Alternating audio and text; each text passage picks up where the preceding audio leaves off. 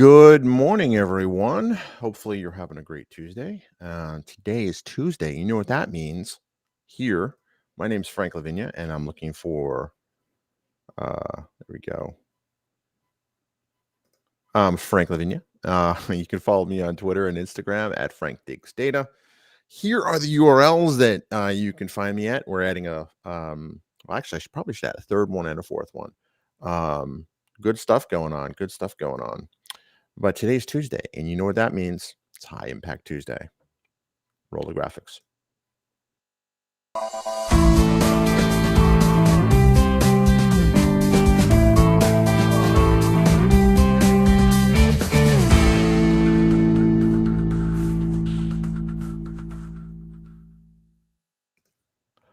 Welcome to High Impact Tuesdays. The idea behind a High Impact Tuesday is that Monday may have punched you in the face. Certainly did with me.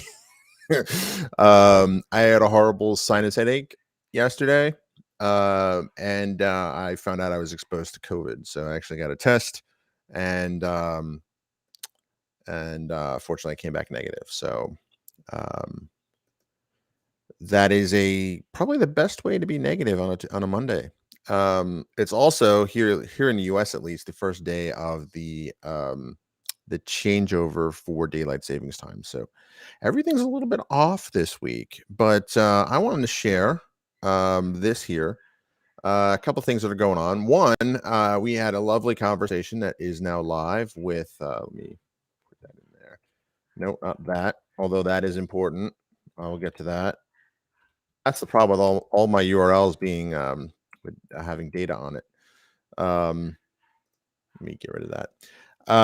Had a great conversation with Dave Wenzel, and I highly encourage you to check out that podcast. It's one of the best ones we've had in a while. Dave, fun fact, is has the job that I had in Reston, but in Philadelphia at Microsoft. He's the data and AI architect. And he really talks about, I really like his fresh approach to things because in some ways he's very contrarian. And I think in some ways that's really good. I also like the fact that he thinks very differently. He's one of the two people I can say I know personally that are extremely deep thinkers, like next level deep, like oceanic Marianas Trench level of deep thinker. This is a really cool talk we had on the importance of design thinking. Highly recommend you check it out. You can catch it on Spotify and Apple Podcasts or just on the web here. You can even play it on Alexa if you just say, Alexa, play the Data Driven Podcast. And I said it quietly so my Alexa doesn't go off. Another thing that's going on is a lot of innovation in the quantum space. Here's a really great talk that was highlighted on my other podcast, Impact Quantum. And here are the URLs. There we go. Sneak peek into the future of quantum computing. It's all about Amazon Bracket, basically. Why did they call it bracket? Well, it turns out bracket notation is a big deal in the quantum computing space. And it's kind of an inside joke, I guess. And but I check it out because I think what's interesting about this is how quickly AWS has gotten up to speed on this. It's interesting to see things shake out. And when I was at AUSA, which is the Association of the U.S. Army, I'm hiding my face. There was when I was geeking out with their quantum folks, they had a pretty funny. They had to throw shade on the idea of topological qubits. Topological qubits, they threw shade on it when they found out I used to work for Microsoft and I'd done a lot of work in Q#. That was probably deserves an episode in its own right. I'm hoping to get someone on the show to talk about different types of qubits more specifically, maybe another guest. If you want to be a guest on Impact Quantum or Data Driven or the soon to be launched Metaverse podcast, let me know in the comments below. There's definitely folks we definitely want to have on a live stream, on a podcast, and do more in that. And with another thing that's interesting, let's go here. Just want to point out that I am now at 6 posts per day here on Frank's World, and this is all because of this content engine that I wrote, content meta engine. I don't know, still working on the name of it. We call it Dingo because it's kind of wild. Actually, the real story why it's called Dingo is because one of my dogs looks like a dingo. He's a rescue dog, so we don't know what he is, but he just looks like a dingo. And when I was creating the repo on GitHub, I was like, I need a name for this. And I had something called content tools that I kind of started building a couple of years ago. But I thought Dingo, I don't know, just need a cool name, you know. Content tools doesn't really expiring. Hey, Andy, my brother from another mother. How's it going? If you want to jump on the stream, I know you're a busy man. You've already streamed today, but I can help you increase your stream appearances by 100% if you're interested. Let me know. Let me get that, copy that link, and I'll send it to you. Join. I could double your but hopefully, and here's another thing, and I know I had mixed feelings about it because he's starting to produce content again. And Siraj Raval, I don't think he's a bad person. Hey, it's Andy. Hey, Andy, how's it going? Good, Frank. How are you doing? I'm doing fantastic. How about you? I got to move because I'm doing well. I have to shut down one of my. I was listening to you, and I had to turn that off. It's very meta, isn't it? Like you're listening. It was. You're listening to me, and it's a little delayed, so it's crazy talk. No, I was. My first response was, no, I'll just listen and pick up on what you're putting down. But you sent me the link, so I clicked it. So there you go. Fault. Totally your fault. Totally I am. I'm actually working on kind of putting the polish on a presentation for tomorrow at the Past Data Community Summit. Cool. Yeah, very honored to be doing one live, which I think is bold of the organizers at Redgate to allow me to do that. But I've gotten kind of used to doing the recorded sessions over the past year or so. And I didn't think I'd like them, Frank, but I really do. The only part I don't like is listening to my voice, when the recording is replayed. That's the part I don't know. I'm one of those people, and I know I'm not alone, just doesn't like the sound of their own voice. So, yeah. Yeah, it's one of those things where you have to get used to it. Like some people say I like the sound of my own voice. Some people will say that. But it's an acquired taste, I guess. I reckon. I don't know, but really excited about that, and the stuff going on inside of our little enterprise here. We call it data-driven media, and really just I'm going to say it. Super excited about the conversations around the next podcast that's going to start on Meta, on the metaverse. Right. And it's called Metaverse Mavens because I'm a big fan of alliterations. Couldn't really find one good for quantum computing, and the whole impact thing, and this is very appropriate on High Impact Tuesday, right. Is that there was a point where I had a manager that basically called all of us on our team having low impact and low impact slackers. So that kind of, I'm still on a text thread with a lot of them. Shout out, you know who you are. So that kind of became a joke, like impact, For reals. I think there was a Steven Seagal movie called High Impact or something like that. I think you're right. Yeah. One of those like 80s, 90s action movies. So that kind of became this running joke. And actually that was one of the inspirations for the name for Impact Quantum was, I was telling one individual on the team, because I think at that point I had switched teams, but I was telling him about all this quantum computing stuff that I was looking at.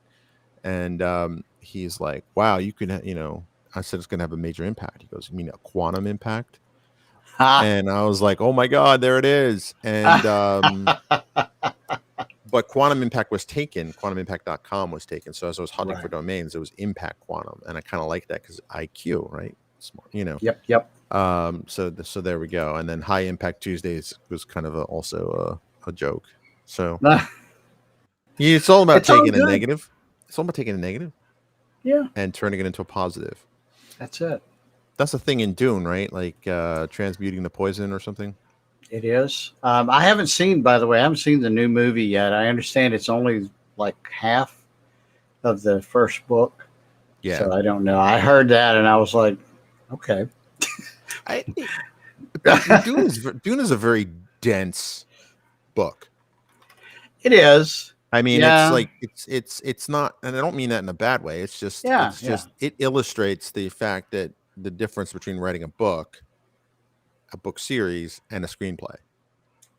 Because a Right. movie traditionally is only, almost never exceeds 3 hours, right? Yeah. It's hard, I mean, to do that. And I want to say Right. one of the cuts of the old Dune movie that they made years ago, like one of the director's cuts was north of 4 hours. It was Right.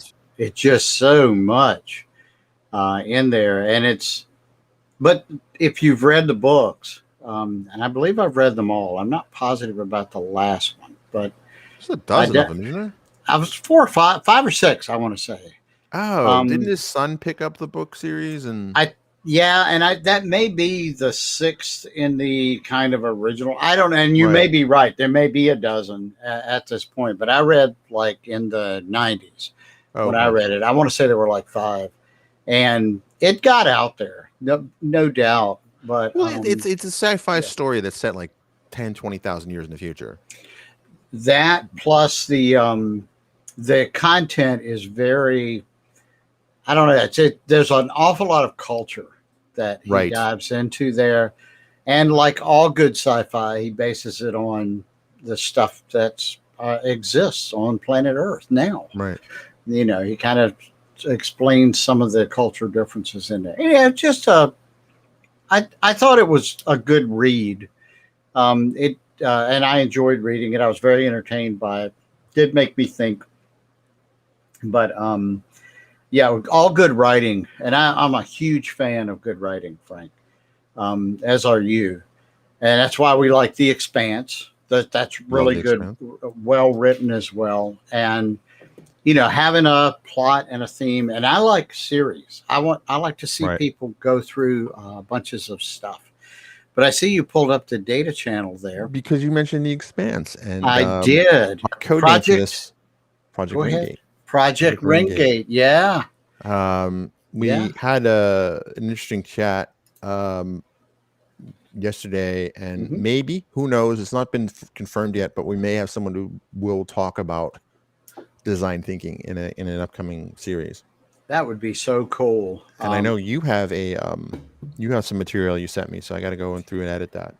And I I'm glad we're talking about this in front of everybody. Okay, but Right. welcome to me and Frank having a meeting about content right here in front of all of you. Which I But think jives with our kind of our more open approach to this, right? Like absolutely, yeah. So I I sent wonder. you. Go ahead. Oh, go ahead. I was going to say I sent you 12 minutes of content, Mhm. and it was just very stream of consciousness, kind of how to set up an instance of SQL Server 2019 just for test purposes. I blogged about this recently, and I actually put the 12 minutes out, and somebody commented on it. It's on my channel on YouTube, and somebody commented and said, "Well, you didn't cover all of these other options." And I didn't respond to that, but my first thought was, yes.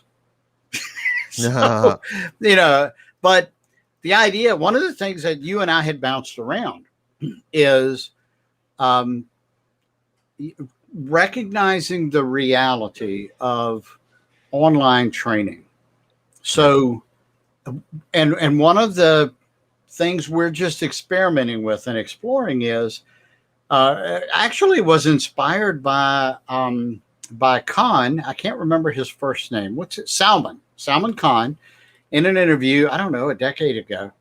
And he was talking with, I think, This is Bill Khan of the Gates. Khan Academy, not Khan Khan Radio. So Academy. just Right. saying. Not that guy. Not Khan. No. But one of the things he was sharing how Khan Academy started was he was helping his nephews learn, I believe, calculus. Mhm. And when he couldn't because he was going to be traveling or really, really busy, he recorded videos and placed them on YouTube. And then others, of course, found them. And they began, kind of, that's what kind of started. They were very popular. He's a great teacher. And entertaining, edutaining as it is. And his nephews said they actually preferred the recordings. And he asked them why, and they told him you know, when you're teaching us, we don't want to interrupt, but we can hit pause and scroll back and listen again to what you just said. And we can do that a number of times until we get it. I was sharing with Frank how I was doing that just the other day. I was learning some new platform thing, and it took me about 20 minutes to get through an 8-minute video. Right. And that's because, squirrel. Right. But at the end of that, I got it. And I didn't have to, I don't know, inconvenience or, bother the person who was sharing this information with me by interrupting them and asking questions and stuff like that. I do training all the time. I do live training. I don't mind people interrupting. In fact, I encourage it.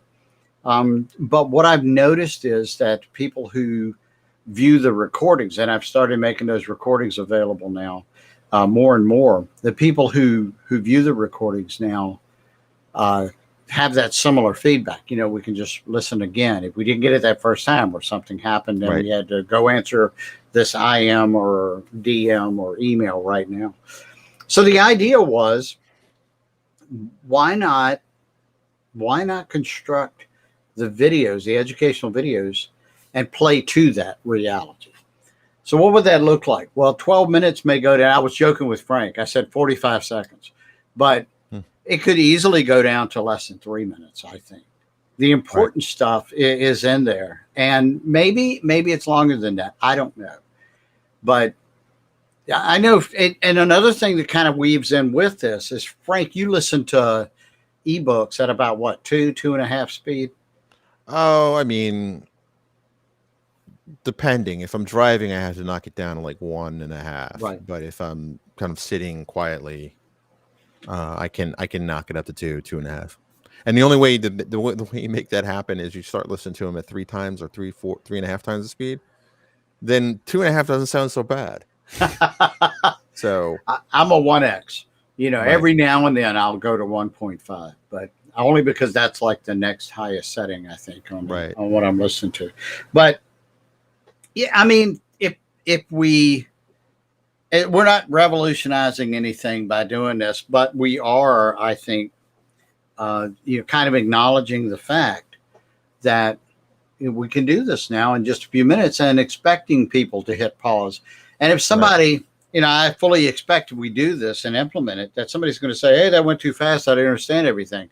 It's like you were listening to a video. And I don't mean that to be mean, but it's like, adapt.